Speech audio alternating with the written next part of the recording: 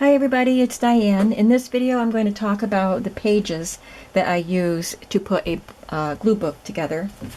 There are many ways you can make a glue book. You can just take a composition book and turn it into a glue book. I get questions all the time about what is a glue book whenever I talk about them.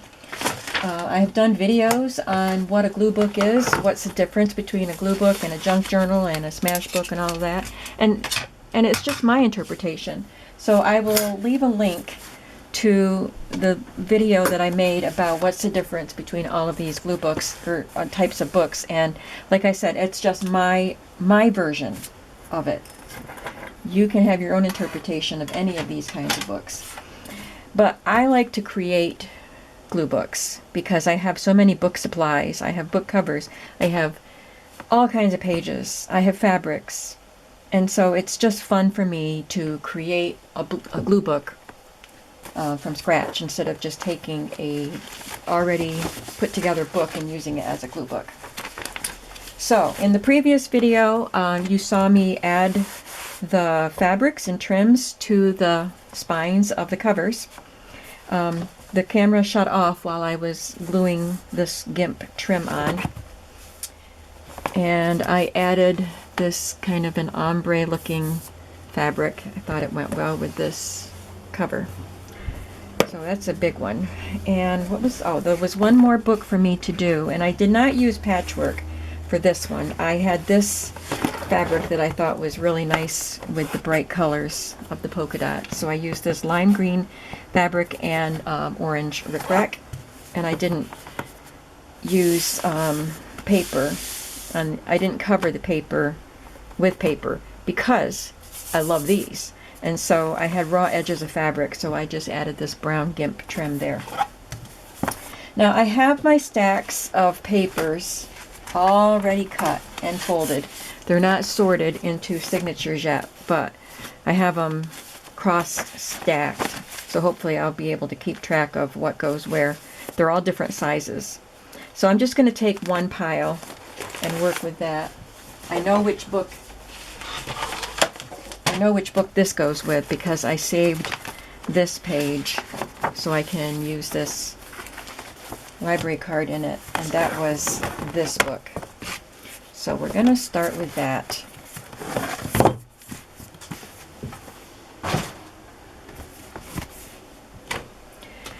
So like I said, I had the fly leaves still in this book. In fact, all the pages were in that book when I started making this into a glue book. So I was going to take this off, and then I decided to just leave it on there and just cut this and glue it onto a page, and leaving part of this background because it has this little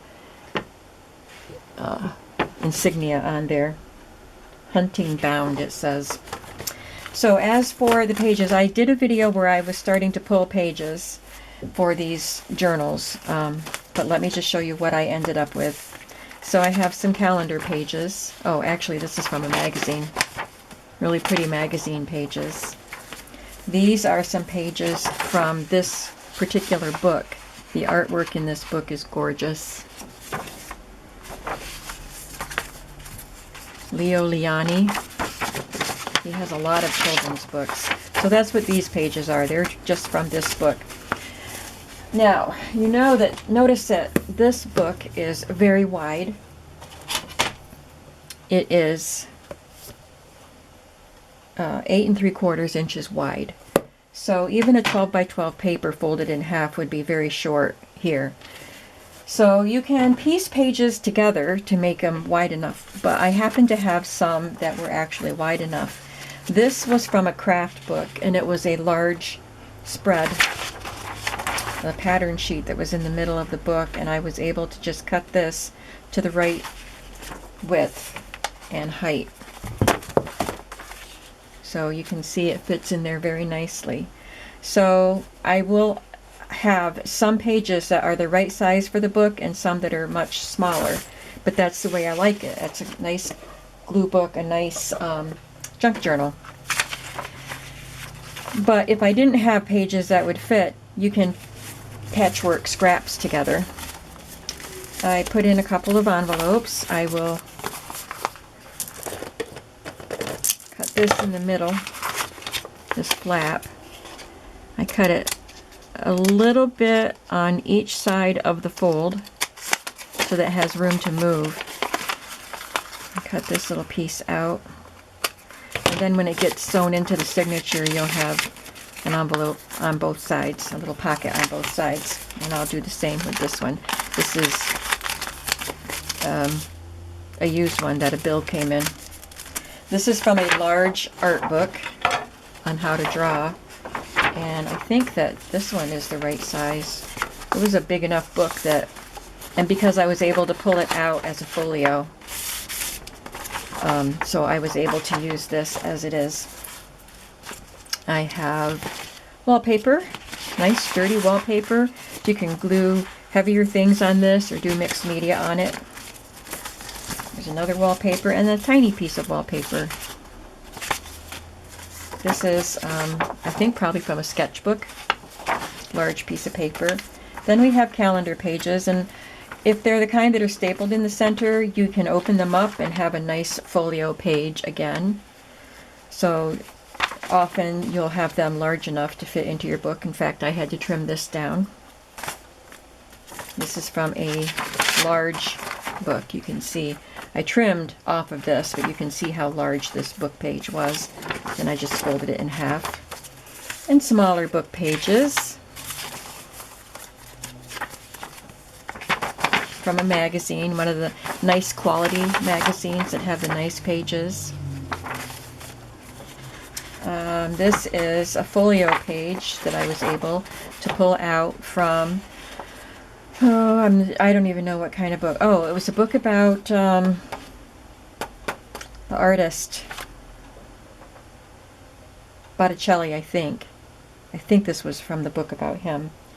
But it was a section of green typed pages, and I was able to pull it out as a folio, so that's a nice big page. This is from some textbook.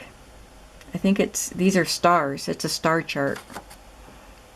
I just saw Andromeda, Perseus, Pisces, Taurus. So that makes a really cool page. This is from a book that you would fill in about your family records, so you can write about the automobiles that your family has owned and pets. There's lots of different pages in that book.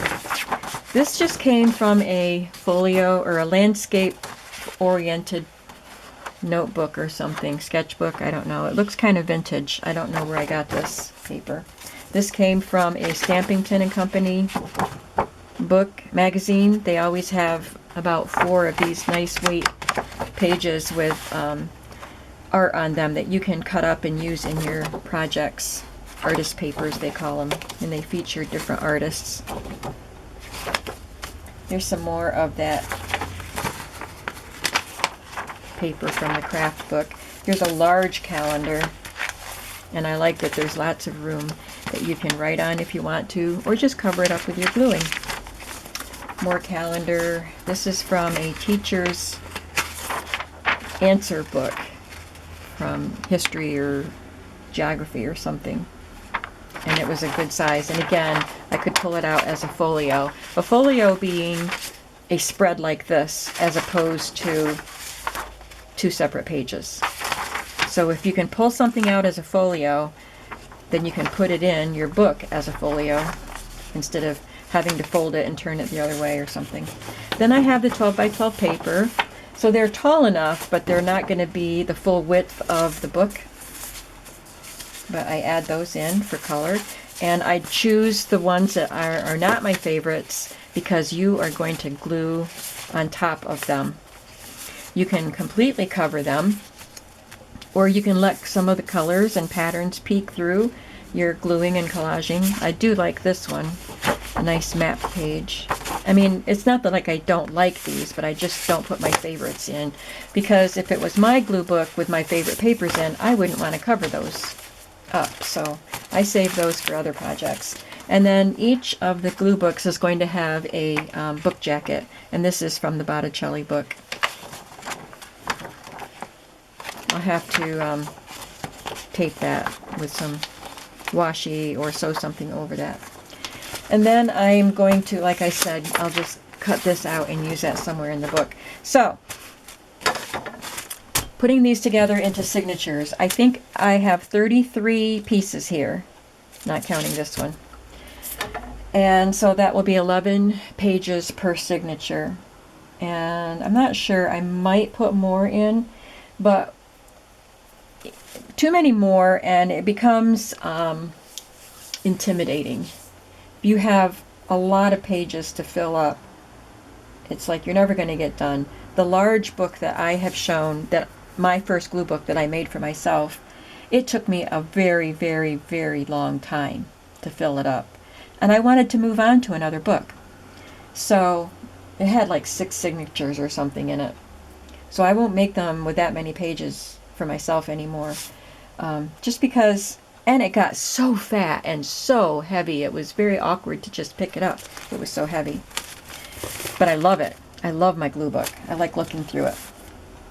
So what I was going to say was, I have 11 pages per signature here.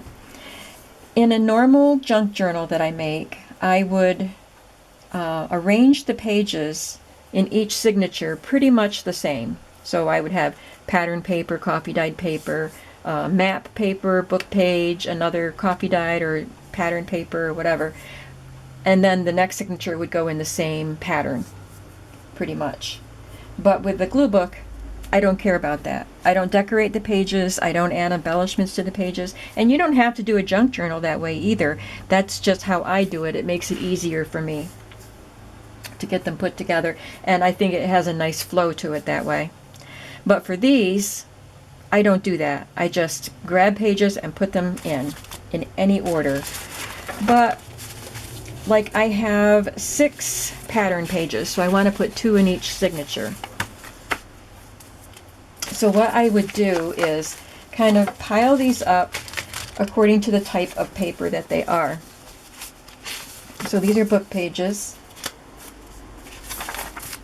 patterned paper, book pages, calendar pages, miscellaneous, book page, magazine. Got lots of book pages, but they're all different. And wallpaper. Okay.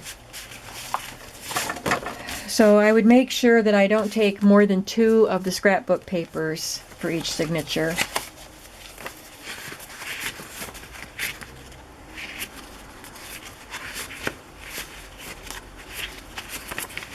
So I have 11 book pages. If I add that in, that makes 12. So I get 4 book pages in each signature.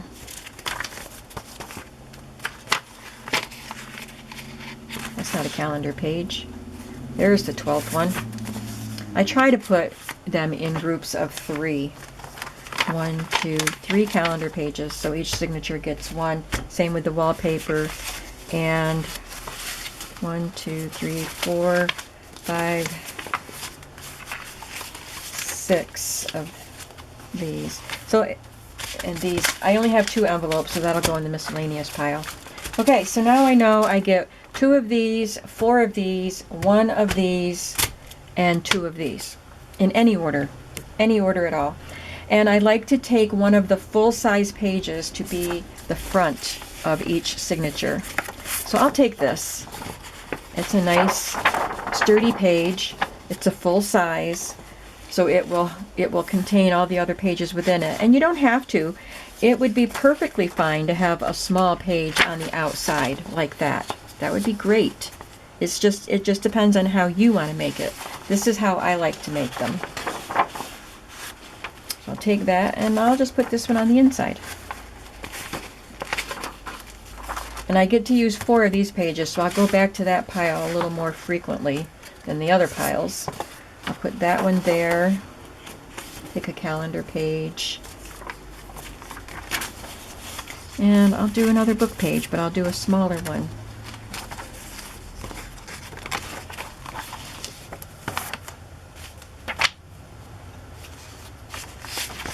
There's one of the blank pages that was in the miscellaneous pile.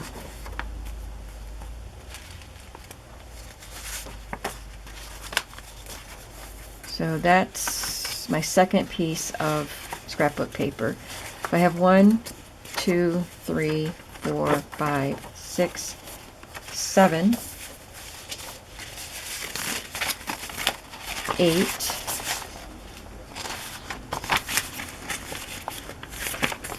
9,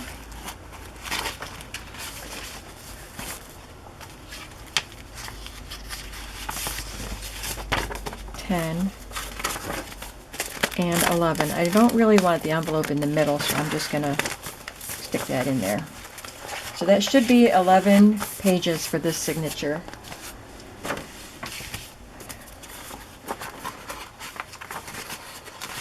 And I'm not going to try to put these in the same order as the one that I just put together.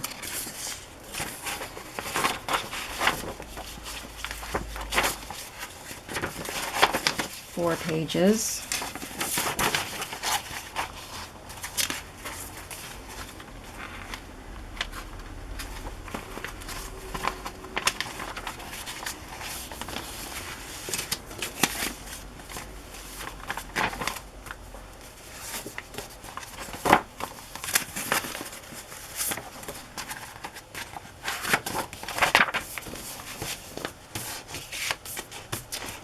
Okay, so I'm down to just 1, 2, 3, 4, 5, 6. I need to have 2 more of these pages in this signature because everything else I can't put any more. I mean, I could. It doesn't matter. I can put whatever I want to in, but just to kind of spread everything out. So I have to just find places to put in 2 more of the book pages in this signature.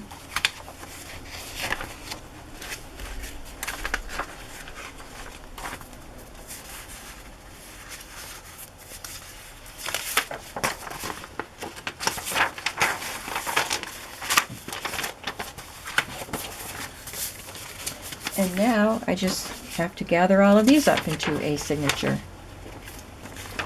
So I have 1, 2, 3, 4, 5, 6, 7, 8, 9,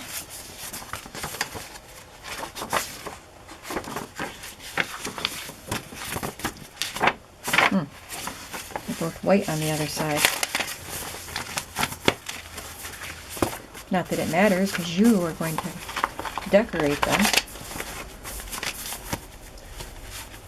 I have to trim that wallpaper border a little bit.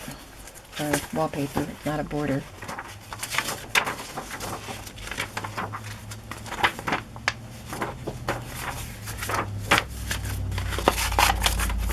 Okay. So those are the signatures for this book. I do not do any decorating except I'm going to add this. Actually, maybe I'll just add that right to the back. And you can see that it does not fill up this spine. I have a 3-inch spine, and when you don't embellish the pages, they stay flat. But it's that way so that you can add decoration. You can add your gluing to the pages, and this book will just grow, grow, grow, grow, grow as you glue in it, and it will end up being at least this thick, and maybe that thick. So that's the idea behind a glue book. You would just glue stuff in that you like. You can make it a collage book if you like, or like I just sometimes I'll just take whatever's on my desk left over from projects that I did and just kind of flip through and glue pieces here and there. I'm not doing a collage, but I'd like to make it look pleasing to the eye. I like to know that I can go back through the book and enjoy looking at it. But whatever you like. Some people like to make one page or one spread all of one thing. So you could have a spread of cars or rabbits or jewelry or a certain letter of the alphabet. Either fill it with that letter of the alphabet out of magazines and things, or things that start with that letter of the alphabet. I forgot, there's a special name for that kind of book, and I forgot what it's called, but all kinds of things you can do with a glue book. You could do collages, you could do something that tells a story, you could actually do some art and then collage around your art, whatever you want to use it for. It's just a fun, no stress book to play in. And so it's not going to be fat, it's going to be like this, and you are the one that gets to fatten it up and fill it up and put yourself in it. So those are the kinds of pages I use. Sometimes I use wrapping paper. I just didn't get the wrapping paper out and add to it. Sometimes the wrapping paper is a little flimsy for gluing things onto, but sometimes you can have some good quality ones. You could use file folders. Just whatever you have on hand. So I hope you found this informative. I still have 5 book signatures to put together, and then I can start actually just sewing them together, sewing them into the spine. So I guess this is just going to be a short video. Thank you for watching, and I thought there was something else I was going to say to you, but I forgot now what it was. So I guess we're done. I'll see you again, and hopefully these will be done in the next video. Bye.